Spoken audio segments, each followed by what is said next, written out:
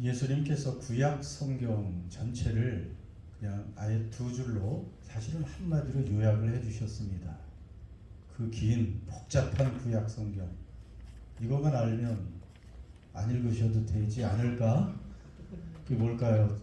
예수님이 자 구약 성경을 두 줄로 요약하셨습니다. 첫째는 내 하나님 여호와를 사랑하라. 그거예요. 간단하게 말하면 하나님을 사랑하라. 이제 거기 조금 붙지요. 내 마음과 뜻과 정성을 다하여 내 하나님을 사랑하라. 둘째는 내 이웃을 주변에 있는 사람들을 내 몸같이 사랑하라. 이것이 율법이요 선지자다. 그냥 구약 성경을 요약한 거라는 것입니다. 어떻게 보면 구약 성경은 그렇게 요약이 되고 신약도 사실 다른 게 아니에요. 신약 성경도 뼈대는 하나님을 마음과 뜻과 정성 다해 사랑하고 그리고 내 이웃을 주변의 사람들을 사랑하고 용서하고 평화롭게 지내라, 잘 지내라 그런 거예요. 그러니까 하나님 말씀에 순종하면 이 세상에 지상낙원이 사실은 펼쳐질 수가 있는데 뭐 하나님도 안 섬기고 하나님도 두려워하지도 않고 그리고 사람들은 이기적이고 자기의 이익만 생각하니까 다른 사람 돌아볼 생각도 안 하고 그러니까 그냥 정글이 돼버리는 것이죠. 정글의 법칙. 힘 있는 자들이 약한 자들을 그냥 괴롭히고 힘 있는 나라가 약한 나라를 괴롭히고 그 세상이 참 살기가 쉽지 않습니다. 힘을 가지려고 열심히 달려가는데 그게 쉽지 않죠. 자, 어떻게 보면 구약만 구약이 율법이라고 말할 수도 있습니다. 뭐 모세오경만 율법이 아니고 창출 레위신 5권의 책만 율법이 아니고 구약의 그 전체가 율법이라고 말할 수가 있죠. 하나님의 계명이 거기 들어가 있으니까. 근데 이 율법의 핵심, 율법의 뼈대, 구약에서 또 제일 중요한 율법의 뼈대가 뭐가 있어요? 무엇이 생각납니까? 율법 중에 율법. 뭘까? 왜 이렇게 조용하시지 오늘? 나 외에 다른 신을 섬기지 마라. 우상 숭배. 아, 그러니까 그게 뭐야? 10가지가. 십계명이죠. 바로 그렇습니다. 십계명. 십계명이 어떻게 보면 모든 율법의 근간이고 뼈대입니다. 10가지. 자, 얼른 외워볼까요? 첫째, 하나님만 섬겨라. 나 외에 다른 신 섬기지 말라. 둘째, 우상 만들고 섬기지 마. 우상 섬기지 마라. 셋째, 여호와 이름을 망령되이 일컫지 말라. 넷째, 무엇을 지켜요? 안식일을 기억하여 그렇게 지키고 이제 다섯째부터는 인간을 향해서 인간을 향한 계명 중 제일 첫 번째가 부모를 공경하라. 내 부모를 공경하라. 부모 공경 참 하나님 효도가 굉장히 중요해요. 기독교는. 그래서 내 부모를 공경하라. 그 다음에 살인하지 말라, 간음하지 말라, 도둑질하지 말라, 이웃에게 거짓 증거하지 말고 내 이웃을 탐하지 말라. 이웃의 것들을. 자, 이렇게 십계명도 보면 위에 네 가지는 하나님 전심으로 사랑하고 섬기라는 것이고 나머지 6개는 내 이웃과 평화롭고 사랑으로 잘 지내라. 그거예요. 결국은 그래서 구약 성경은 이렇게 하나님 사랑, 이웃 사랑으로 요약이 되는 것입니다. 자, 그런데 이제 자꾸 논리가 이렇게 왜 또 이 얘기를 하느냐? 우리는 계명 별로 안 좋아해요. 명령 안 좋아합니다. 뭐 하나님 10가지나 주시고 또 10가지를 막 풀어가지고 온갖 그 계명을 다 복잡하게 주시나. 자, 그런데 십계명 출애굽기 20장 자 보세요. 십계명은 3절부터 시작합니다. 너는 나 외에 다른 신들을 내게 두지 말라. 우상을 만들지 말라. 이제 쭉 나가는데 1절 2절에 이렇게 말씀하십니다. 이것이 중요해요. 하나님이 이 모든 말씀으로 말씀하여 이르시되, 그 다음 같이 읽습니다.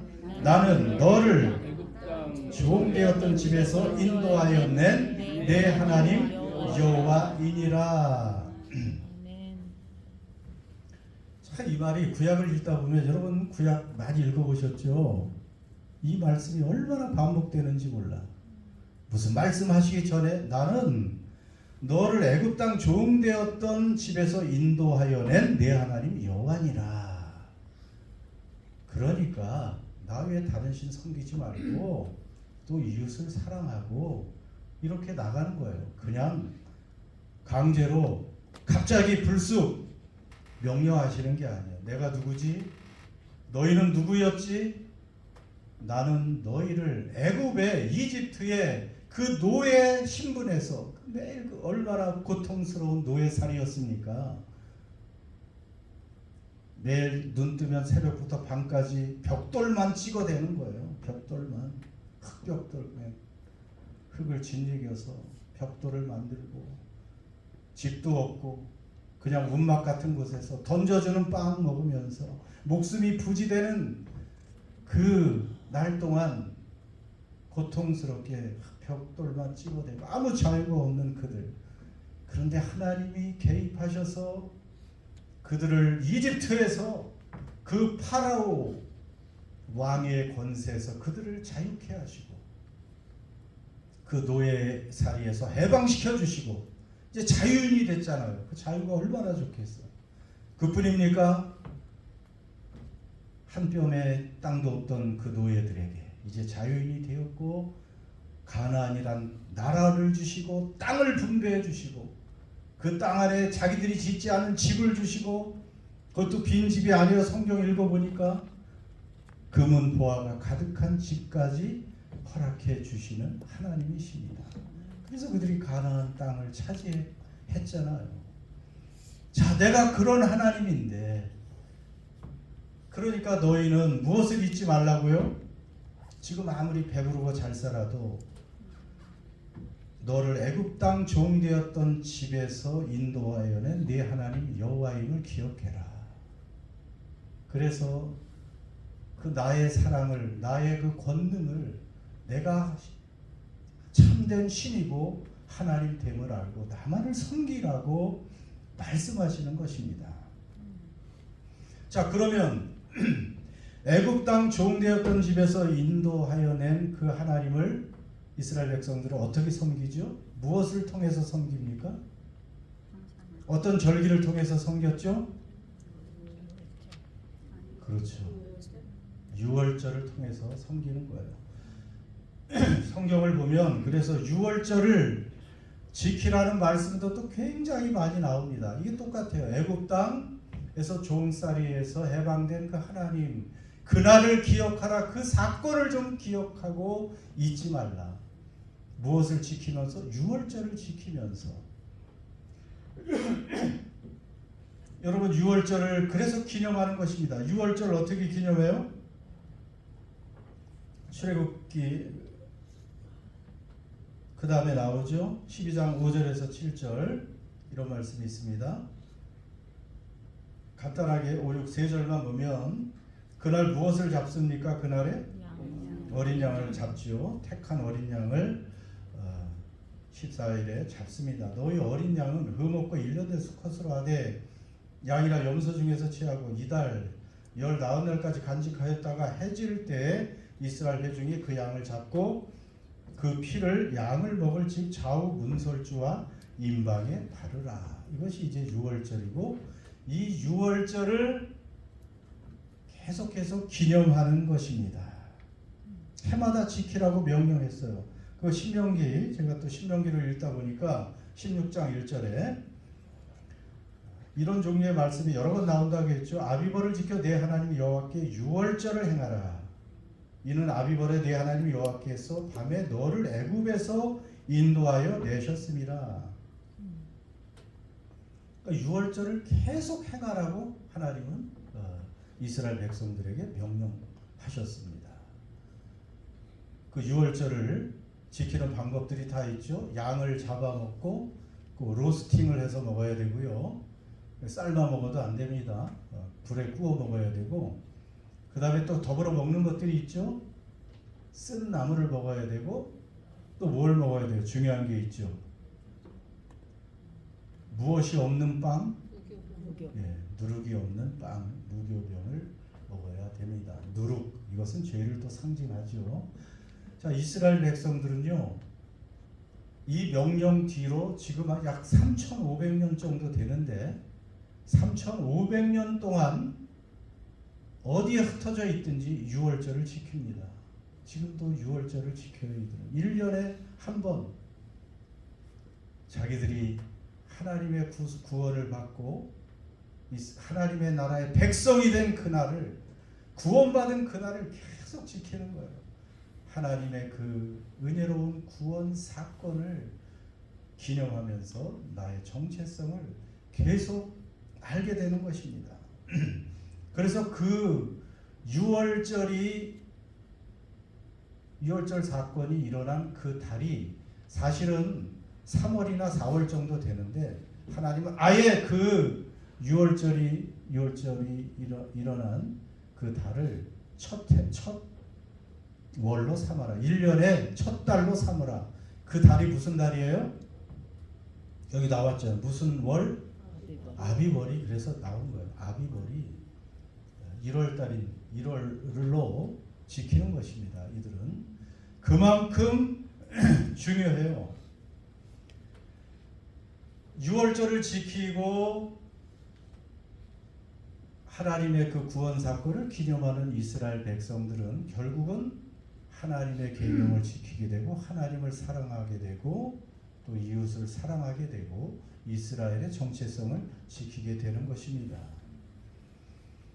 자, 3,000년 이상을 유대인들은 유월절을 지켰습니다. 그런데 여러분, 진짜 유월절의 완성은 언제인가?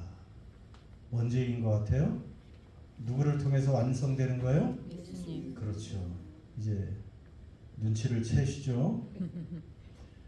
예수님이 그래서 유월절 무엇이 돼요? 어린 양이 됩니다. 여긴 나와 있지 않지만 그 요한복음 1장 29절 그것만 봅시다. 이튿날 요한이 같이요 예수께서 자기에게 나오심을 보고 이르되 보라 세상 죄를 지고 가는 하나님의 어린 양이로다. 진짜 유월절 양이 오신 예수님이 등장을 하게 됩니다. 베드로전서에도 유월절 어린 양이라고 아예 구체적으로 되어 있고요. 디도서에도 흠없고 점없는 티 없는 어린 양이신 예수 그리스도를 통해서 너희들이 구원받았다고 또 우리에게 알려주십니다. 여러분 보세요. 이스라엘 백성들은 유월절을 대대로 매해 기념을 합니다. 왜냐하면 그렇게 중요하니까. 그럼 우리는 무엇을 기념하는 거예요? 유월절 양으로 오신 이 고난주간 예수님의 십자가 사건을 또 기념하는 거예요.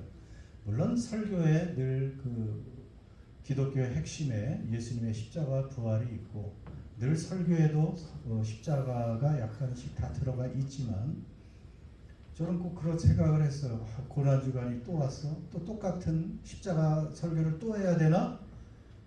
이런 생각을 하면서 매년 하니까 좀 다른 것을 하면 안 될까? 뭔가 좀 색다르게 뭔가 좀 이 고난주간을 기념하는 것이 없을까? 이런 어리석은 생각을 잠깐 했는데 이 구약 성경을 쭉 읽다 보니까 이스라엘 백성들은 똑같이 유월절 행사를 똑같이 또 그대로 반복하면서 자손들에게 후대들에게 계속 알려주면서 하나님이 어떤 분이고 우리의 정체가 무엇인지를 계속 전수해 주는 것입니다. 그렇기 때문에 2015년 이 고난주간에도 이 십자가를 이 사건을 우리는 다시 한번 깊이 생각하는 것이지요. 이들은 자 구약의 유월절은 어느 나라에서 해방됐어요? 이집트의 그 노예살이에서 노예 상태에서 해방됐습니다. 여러분은 그러면 이 2025년 이 완성된 6월절 이 고난주간 여러분은 어디서 해방됐습니까? 네. 죄에서도 해방됐고 또 해방된 데를 알아야지. 또 어디서 해방됐어? 죄가 사라지니까 무엇이 없어졌어요 우리에게? 죄의 삭신 사망. 여러분 사망은 육신의 죽음이 아니라 그랬죠. 하나님과 분리되는 것입니다. 하나님께 쫓겨나는 거예요. 그러면 거기에 하나님의 심판이 있고 형벌이 있고 저주가 있고 영원토록 고통을 당하는 지옥의 형벌이 죽음이에요. 그게 진짜 죽음이에요. 그냥 육신이 사라지는 건 죽음이 아닙니다. 그런데 죄가 없어지죠. 그 진짜 죽음이 사라지죠. 그리고 우리가 또 무엇으로부터 해방이 될까요? 어떤 권세가 있었잖아요 우리에게. 예, 사탄의 권세, 마귀의 권세에서 우리가 해방돼서 사탄의 나라에서 예수님을 통해서 어디로 들어가요? 하나님의 나라로 옮겨진 사람들이에요. 예수를 믿으면. 여러분 이런 것들을 그래서 이제 하나님의 원수가 됐던 우리가 하나님의 자녀가 되고 영원한 생명을 얻게 되고 또 이스라엘 백성들이 가나안을 얻은 것처럼 우리는 영원한 나라를 상속받을 사람 신분이 된 것을 기념하는 거예요. 매해 우리는 정확히 기념을 해야 됩니다.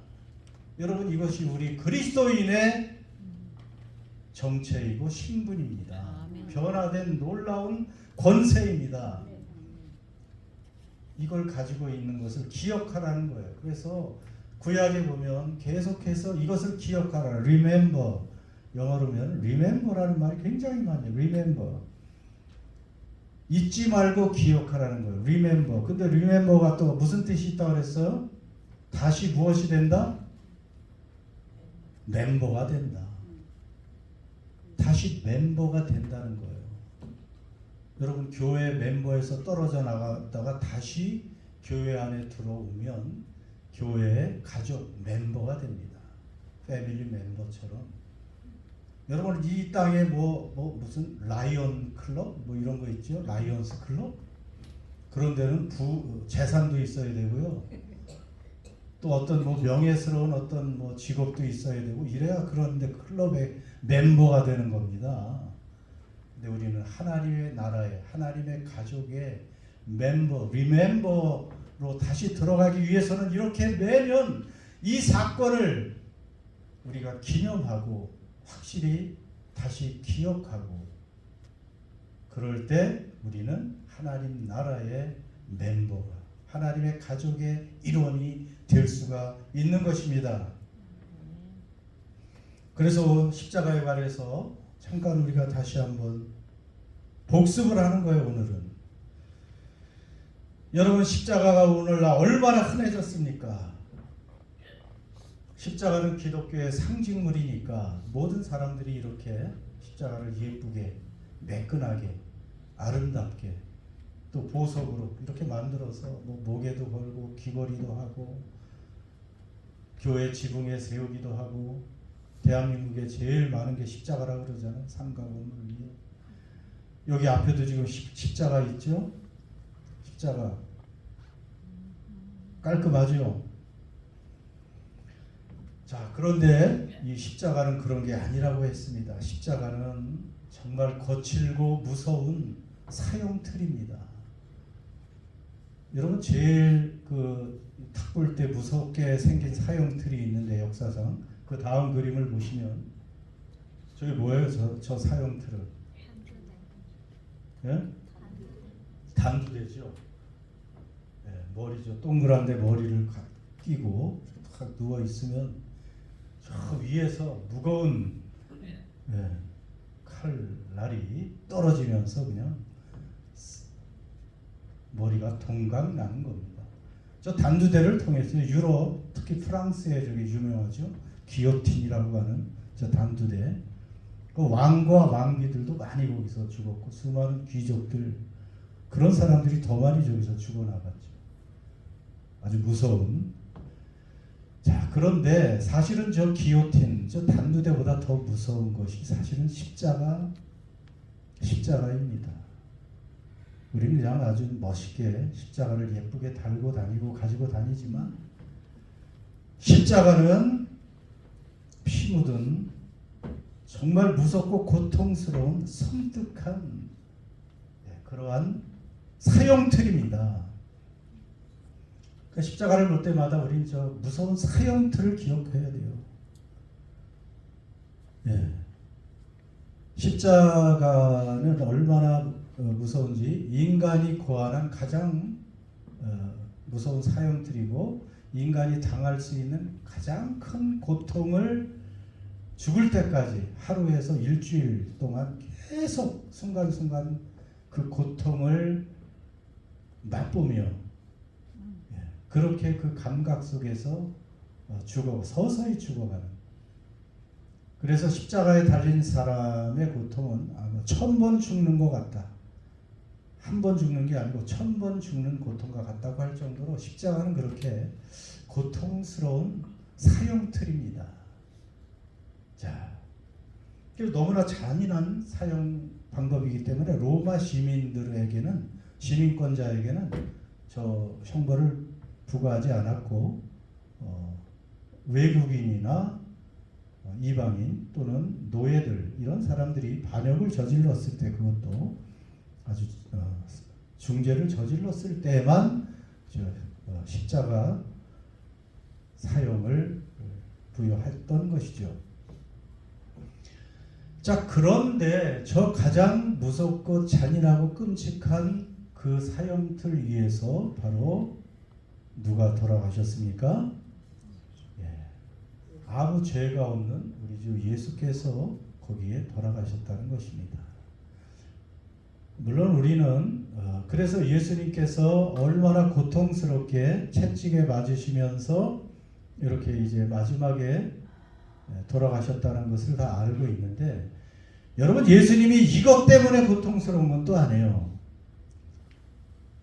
물론 사람들은 이 사형수들이 저 고통으로 죽어가는 것도 너무 고통스럽지만 우리 예수님은 여기에 더해서 몸만 죽으신 것이 아니고 마음도 가장 고통스러운 그 마음, 그 정신의 죽음과 영혼의 죽음, 그러니까 영혼 육이 다 한꺼번에 돌아가시는 그러한 죽음이기 때문에 더 예수님은 고통을 당하신 것입니다.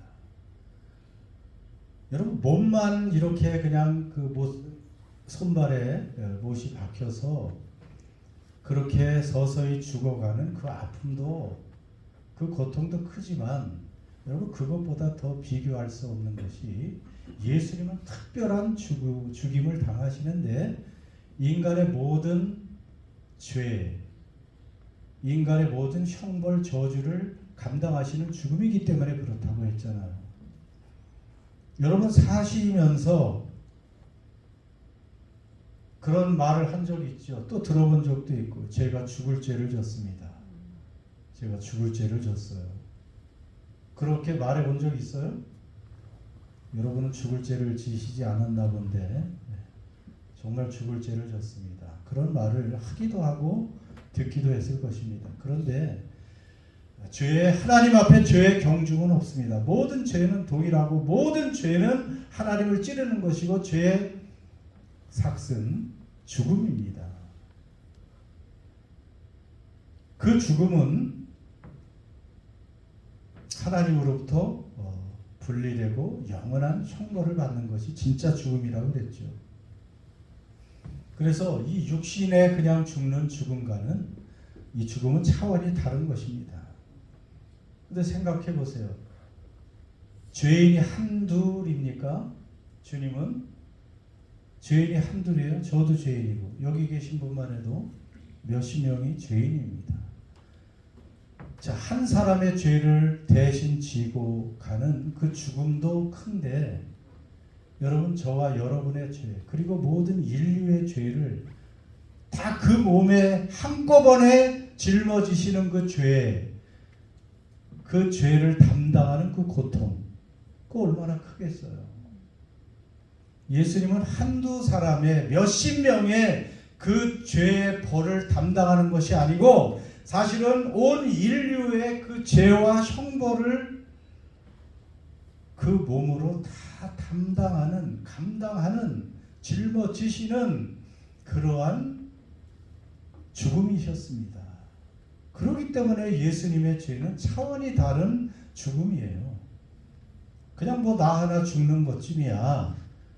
웬만한 그 단련된 그러한 철학자들, 뭐 도인들도 죽음을 달게 받아요. 그렇게 두려워하지 않습니다. 그런데 예수님의 이 죽음의 차원은 온 인류의 그 저주와 형벌을, 심판을 그 홀로 담당하는 죽음이기 때문에 하나님의 온 진노를 다 담당하는 그러한 죽음이기 때문에 예수님이 두려웠던 거예요. 그 하나님의 아들도 두려웠어요. 눈물과 통곡으로 하나님 앞에 호소하며 기도도 하셨다고 했잖아요. 그러면서 겟세마네 동산에서 어떻게 기도하셨습니까? 할 수 있거든 이 죽음의 잔, 십자가의 잔을 마시지 않고 통과하면 안 되겠습니까, 아버지? 하면서 간절하게 3번이나 땀방울이 핏방울이 되도록 기도하셨잖아요. 아니 하나님의 아들 예수님이 그 위대하신 분이 뭐 자신의 그냥 죽음이라면 감당하실 수 있죠. 그런데 온 인류의 죄를 저주와 형벌과 심판을 당하는 그러한 무서운 형벌을 그 몸으로 다 받아야 되기 때문에 육신적인, 심적인, 영적인 그 짓누름과 고통이 그분에게 있었던 것입니다.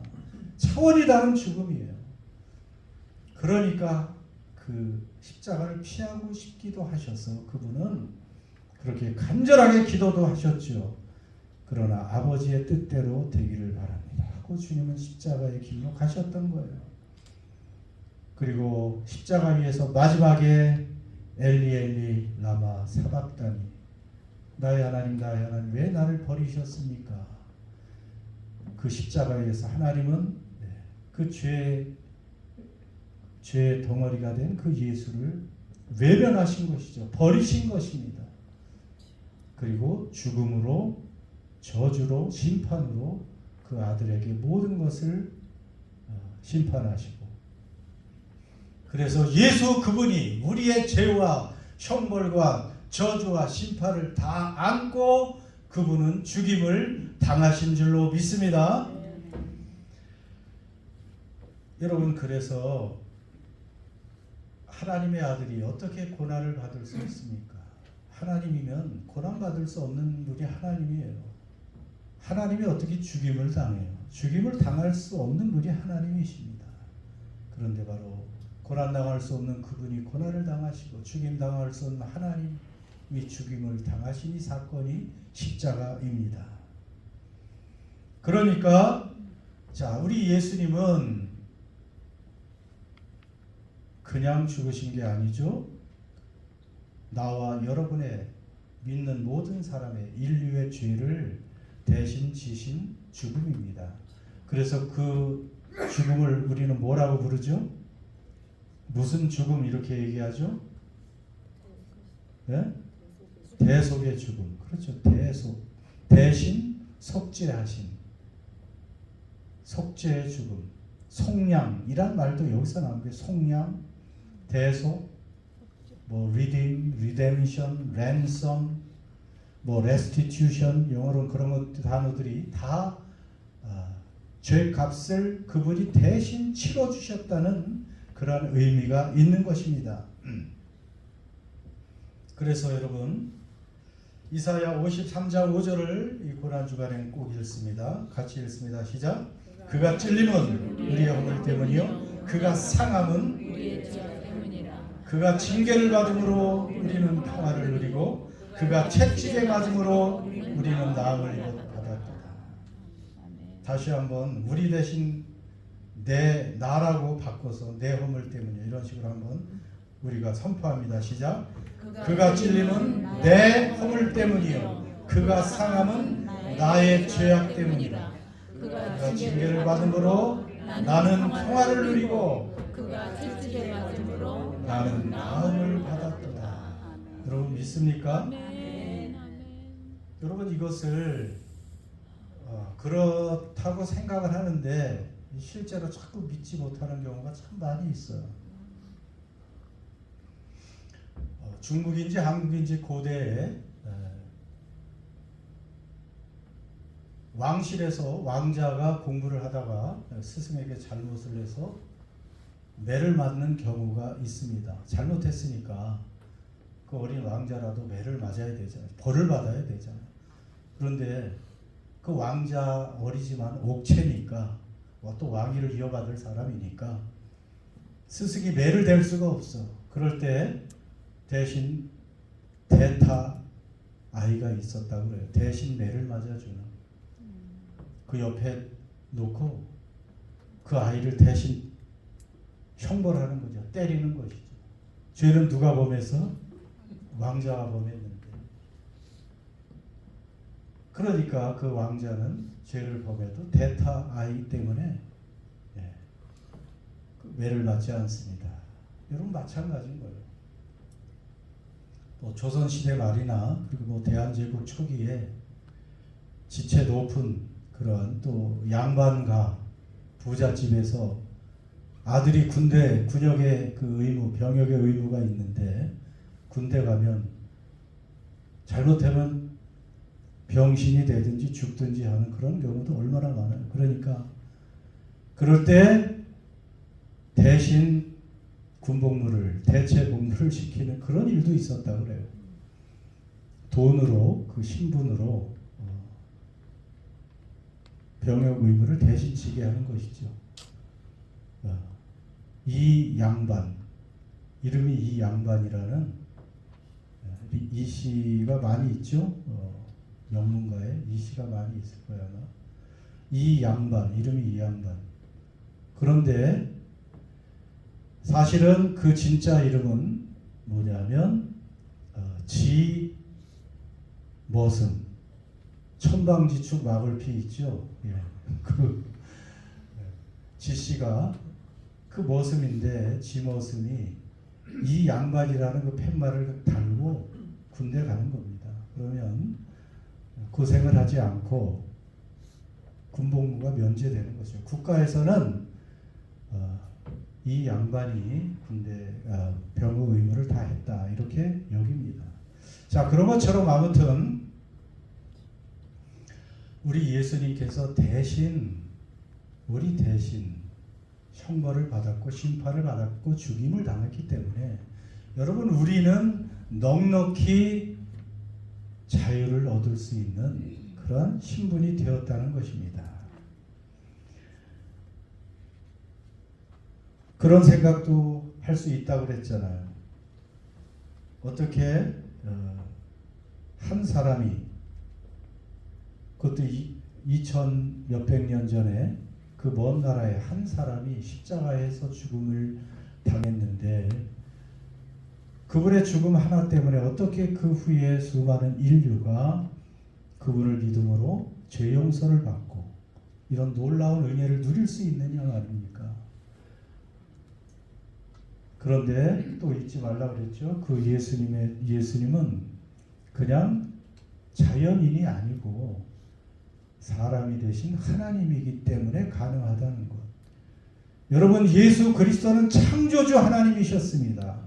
온 우주를 말씀으로 창조하신 분이 예수님이에요. 성부 성자 성령 하나님이 천지를 창조하셨습니다. 온 우주를 만드셨어요. 그 중에 예수님이 천지를 창조하신 창조주예요. 그분이 사람이 되어서 돌아가셨다면 그 죽음의 가치는 온 인류와 그 모든 가치를 다 합쳐도 그분의 가치와 영광이 더 무거운 거예요. 중요한 것입니다. 그래서 그분의 희생, 그분의 고통, 그분의 죽음은 온 인류의 죄를 어떠한 죄든지 씻고도 남음이 있다는 것입니다. 그래서 우리는 그분을 믿음으로 정말 놀라운 자유와 평화를 또 그분이 가져다 주시는 복을 누릴 수 있는 것입니다. 여러분 또 기억합시다. 십자가는 고통스러운 사건이지만 그것이야말로 진짜 하나님의 무엇을 증명한 자리일까요? 하나님의 사랑을 증명한 자리입니다. 요한복음 3장 16절 하나님이 세상을 이처럼 사랑하사 세상은 우리 사람 한 사람 한 사람입니다. 하나님이 세상을 이처럼은 뭐예요? 그 아들을 십자가에 못 박아 죽일 만큼 내 대신 사랑하사 독생자를 주셨으니 이는 저를 믿는 자가 멸망치 않고 영생을 얻게 하려 하심이니라. 그리고 또 로마서 5장 8절 요절이 있죠. 같이 읽습니다. 우리가 아직 죄인 되었을 때 그리스도께서 우리를 위하여 죽으심으로 하나님께서 우리에 대한 자기의 사랑을 확증하셨느니라. 여러분 우리가 죄인이었을 때 그리스도께서 죄인들을 위해서 죽으셨어요. 하나님의 사랑을 확증하는 자리예요.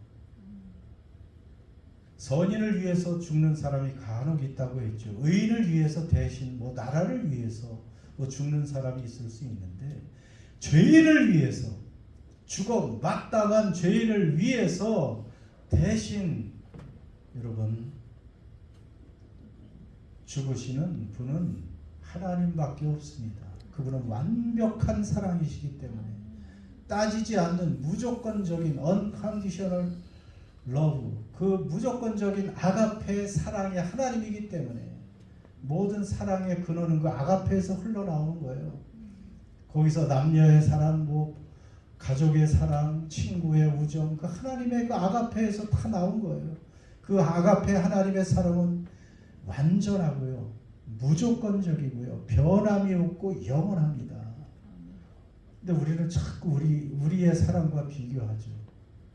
우리는 얼마나 사랑이 변덕스럽습니까? 근데 하나님의 사랑은 전혀 그렇지 않습니다. 죄인이었을 때 사랑하시고 그 아들 예수 유월절 어린 양을 믿는 십자가의 사랑을 믿는 사람에게 영원히 동일하게 변치 않고 흘러가십니다. 하나님의 사랑은 말로만 그치지 않아요. 그리고 진짜 사랑은 이렇게 행동이 따릅니다. 행함이 따릅니다. 보여주십니다. 구체적으로 표현되는 거예요. 십자가로. 그래서 그 완벽한 하나님의 사랑이 보여준 그 사건이 바로 십자가 사건인 줄 믿습니다.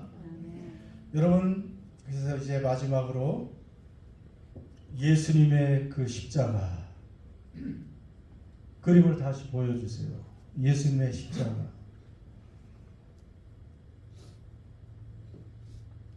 아까 우리는 찬양을 십자가를 질 수 있나 그 찬양도 우리가 불렀지만, 자, 나를 대신해서 내 죄값 때문에 나를 살리기 위해서 대신 대속의 고난과 죽임을 당한 저 십자가가, 그 십자가의 의미가 그렇다면, 자, 예수님이 저렇게 십자가에 달려 돌아가실 때 거기 누가 죽은 거예요? 나도 같이 죽은 겁니다. 내가 같이 죽은 거예요. 그러니까 내가 죽었기 때문에 이제 누가 내 죄값을 물을 수가 없어요. 죽은 사람은 그냥 아무리 심판을 받고 법원에 검찰에 왔다 갔다 하다가도 죽으면 그냥 혐의 없음 끝입니다. 그걸로 이제 모든 종결이에요. 사건이 종결되는 거예요. 자, 예수님이 대신 내 이름표를 명패에 달고 거기서 돌아가신 거예요. 그러니까 우리가 죄값을 치렀어요, 안 치렀어요? 치렀네, 다행히. 치렀어요. 어떤 끔찍한 죄도 저분의 죄값을 다 치름으로 우리는 죄가 없습니다. 이제 우리는 무죄입니다. 그래서 갈라디아서 2장 20절 없기 때문에 그거 다 외우잖아요. 정말 중요한 말씀.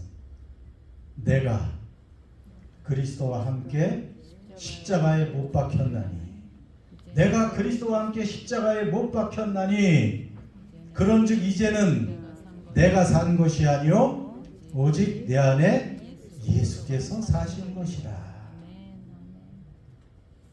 내가 십자가에 죽었으니 이제 다시 살아난 나는, 새로운 피조물 되고 새 생명을 가진 나는, 죄가 없이 깨끗해진 의로워진 나는, 내 안에 누가 사신다고요? 예수님이 사시는 거예요. 그것이 그리스도인입니다. 내 안에 그리스도가 계신 분이 그리스도인이에요. 그래서 예수 믿겠습니다 할 때 예수님을 마음에 모셔드리잖아요. 인생에 모셔드리잖아요. 그래서 인서도 그렇게 고백을 하고 그리스도인이 됐어요. 네. 잘 이게 믿겨지지 않아도 그렇게 고백하면 하나님은 그렇게 여기시고 그 약속을 지키시는 하나님이십니다. 느낌으로 예수 믿는 게 아니에요. 자, 다시 내가 그리스도와 함께 십자가에 못 박혔나니 그런즉 이제는 내가 산 것이 아니요 오직 내 안에 예수께서 사신 것이라. 이제 내가 육체 가운데 사는 것은 나를 사랑하사 나를 위하여 자기 몸을 버리신 하나님의 아들을 믿는 믿음으로 사는 것이니라. 이제는 무엇으로 살아요? 믿음으로. 믿음으로 사는 거예요. 누구를 믿어? 아들을 내어주신 하나님은 아버지를 믿고, 누구를 믿어요? 이제 주가 되신 그리스도 예수를 믿고, 또 누구를 믿어요? 우리 안에 계신 성령 하나님을 믿고, 그리고 오늘 성경을 통해서 말씀하시는 그 말씀을 믿고 그 믿음으로 사는 것입니다. 이제 죄에 대해서 죽은 그 십자가에서 죽은 자답게 살아야 되는 거예요. 그러면 죄와 죽음과 미래에 대한 어떤 그러한 염려, 이런 것에서 우리는 자유를 누려야 됩니다. 여전히 죄 때문에 염려하고 삶의 그러한 여러 가지 그 문제들 때문에 걱정하고 두려워하고, 이 복잡한 세상 미래는 어떻게 될까 또 미래를 두려워하고, 그럴 필요가 있습니까? 없습니까? 이제 전능하신 하나님이 우리의 아버지가 되어 주셨으니 여러분, 우리는 이제 참된 자유와 평화를 누릴 수 있는 사람이 되는 것입니다. 그리고 늘 하나님 앞에 감사함으로 살아야죠. 그 핏값으로 우리를 사셨는데 영원한 나라와 영원한 생명을 주셨으니 여러분, 실감이 납니까? 너무나 감사한 일입니다. 저 뒤에 눈을 감고 좋을 때가 아닙니다. 네. 사람들이 가끔 로또 하는데 그거 당첨되면 얼마나 좋을까? 여러분, 비교할 수 있는 게 아닙니다. 그거와. 그래서 우리들 감사하고요. 그리고 이제 죄를 버리는 삶을 살아야 되죠. 여전히 육신은 죄에 익숙해 있고 세상은 굉장히 유혹이 많습니다. 그럼에도 불구하고 우리는 죄에 대해서 죽었고, 죄가 얼마나 크길래 하나님의 아들이 죽었어야 됐는가, 죽어야 할 정도로, 그 값을 치러야 할 정도로 죄가 얼마나 큰가를 알면 이제 죄를 미워하고 새로워진 우리는 죄를 멀리하는 삶을 살도록 노력해야 되고, 이제 마지막으로는 여러분, 인간이 이렇게 죄에서 해방되고 사망이 사라지고 영원한 생명을 얻고 이제 영원한 나라에서 영원히 행복하게 부활의 몸으로 살 수 있는 이 소망은 다른 것에 없습니다. 다른 것에서 찾을 수도 없고 가질 수도 없고 발견할 수가 없습니다. 오직 십자가의 복음에서만 발견할 수가 있습니다. 이 유일한 복음, 이 유일한 길, 유일한 진리, 이 하나님의 사랑의 비밀을 발견했다면 나만 가지고 있을 수 없잖아요.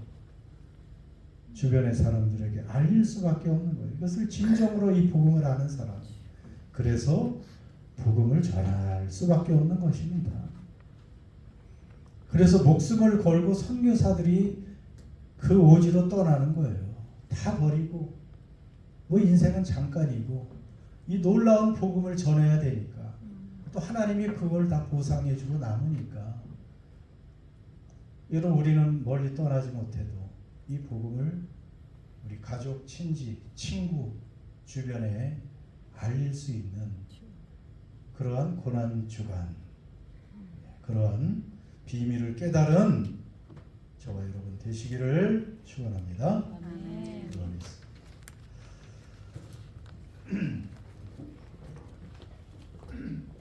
여러분 다시 한번 이 고난주간 6월절 어린 양 되신 우리 예수님의 십자가를 바라보면서 그 영광의 창조주 하나님이 사람이 되셔서 어린 내 대신 제물이 되셔서 내 죄값을 다 치러주신 그 주님 여러분 확신하시고 감사하고 그래서 주님과 함께 이제 죽었다가 새롭게 살아난 사람으로 죄와 죽음과 미래가 해결된 인생의 모든 문제가 해결된 가장 중요한 문제가 해결된 그러한 사람으로서 감사하고 마지막에 몇 가지 결단들을 여러분이 다시 한번 행하며 우리의 입술로 하나님께 감사하며 기도할 수 있기를 바랍니다.